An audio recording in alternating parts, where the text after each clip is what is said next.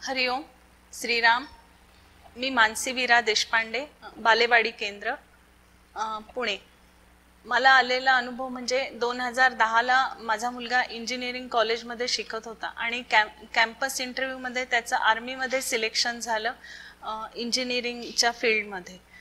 तर तो सगळ्या परीक्षा पास झाला, जेवढ्या काही आवश्यक असतात सगळ्या टेस्ट तो पास होत गेला आणि पूर्ण ऑल इंडिया लेवलला त्याचा 7वा रँक होता। त्याला सोडायला आम्ही डेहराडूनला गेलो, त्याला जॉईन व्हायला सांगितलं। मग तिथे तो जाताना म्हणाला की आम्ही ॲक्च्युअल हॉटेलचं बुकिंग केलं होतं आणि वेळ कमी होता म्हणून आम्ही, कारण मी पण बँकेत सर्व्हिस करत होते, सुट्टी नव्हती, मिस्टरांनाही सुट्टी नव्हती, 2-3 दिवस कशी तरी सुट्टी काढली आणि आम्ही गेलो।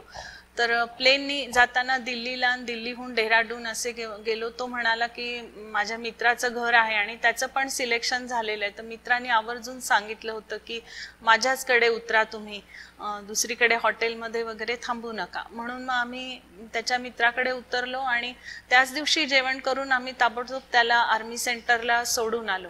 दुसऱ्या दिवशी त्याला सोडून आल्यावर आमचं मन खूप चलबिचल होत होतं। मी सारखी रामरक्षा म्हणत होते की आणि बापूरायांना विनंती करत होते तुम्ही त्याचं रक्षण करा, कारण सुरुवातीला खूप कठीण काळ असतो असं ऐकलेलं होतं। मुलाची पूर्ण तयारी होती।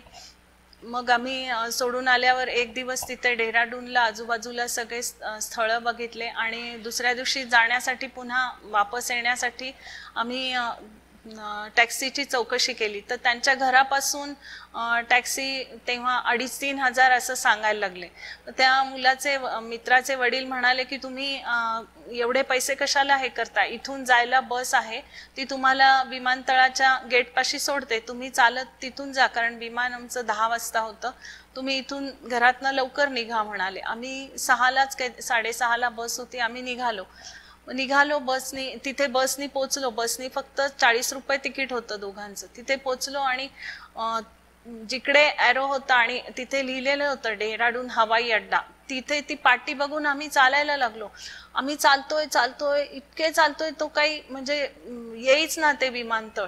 आणि असं बरंच पुढे म्हणजे अक्षरशः पाय दुखायला लागले, दोघांच्याकडे बॅगा पण होत्या, रस्त्यात काही वाहतूक पण नाही। आणि मग अचानक तिथे एक छोटीशी चहाची टपरी हे झाली। तिथे एक माणूस होता, त्यांनी सांगितलं की साहेब हा रस्ता आता विमानतळ नवीन झालंय म्हणे आणि नुकतंच झालंय आणि फक्त इथल्या लोकल पेपरमध्ये आलं होतं, पण तुम्ही बाहेरून आलेले त्याच्यामुळे तुम्हाला कळलं नसेल, तर तुम्ही त्या दुसऱ्या ह्यानी जा। माझे मिस्टर म्हणाले मग इकडे जर कोणी लोक येत नाही तर तुम्ही कसे काय इथे? नाही, असेच तुमच्यासारखे चुकलेले येतात म्हणाले। मग आम्ही तिथे थांबून चहा घेतला आणि आम्ही पुन्हा वापस निघालो आणि मी मागे वळून पाहिलं तर तिथे चहाची टपरी नव्हती आणि काहीच नव्हती। म्हणजे त्याचा अर्थ बापूच तिथे आले होते आणि त्यांनी आम्हाला मार्गदर्शन केलं, कारण माझं सतत त्यांचं नामस्मरण चालू होतं। त्याच्यानंतर आम्ही चालायला लागलो नवीन विमानतळाकडे। तिथे पण खूप चाललो तरी ते बरेच लांब होतं, इतके पाय दुखायला लागले। अचानक एक टॅक्सी आली आणि टॅक्सी थांबली। तो आषाढी एकादशीचा दिवस होता। टॅक्सी थांबली आणि असंच म्हणजे पांढरे कपडे, काळी पॅन्ट घातलेला माणूस तिथे मागे वळून माझ्या मिस्टरांकडे बघून हसून म्हणाले चला साहेब।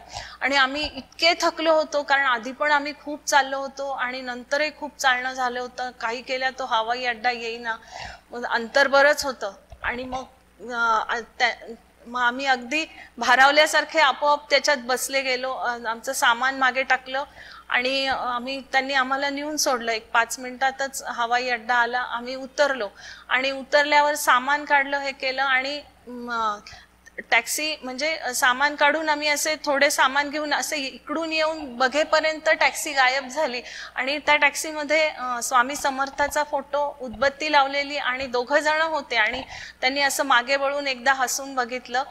बापूंसारख्याच मिशा होत्या, पांढरे कपडे आणि पांढरा शर्ट आणि काळी पॅन्ट, जो बापूंचा नेहमीचा ड्रेस असतो तो होता। आणि सामान घेऊन आम्ही मिस्टर माझे थँक्यू म्हणायला बघतात तर काय ती टॅक्सी गायब झाली होती। म्हणजे माझे मिस्टर म्हणाले सुद्धा, कारण बापूंचं आमच्याकडे मीच करते, तर ते म्हणाले बघ मेघा तुझे बापूच आले होते इथे पण घ्यायला। अशा प्रकारे बापूंनी आम्हाला खूप सहाय्य केलं। हरिओम श्रीराम अंबज्ञनाथ स्वामी।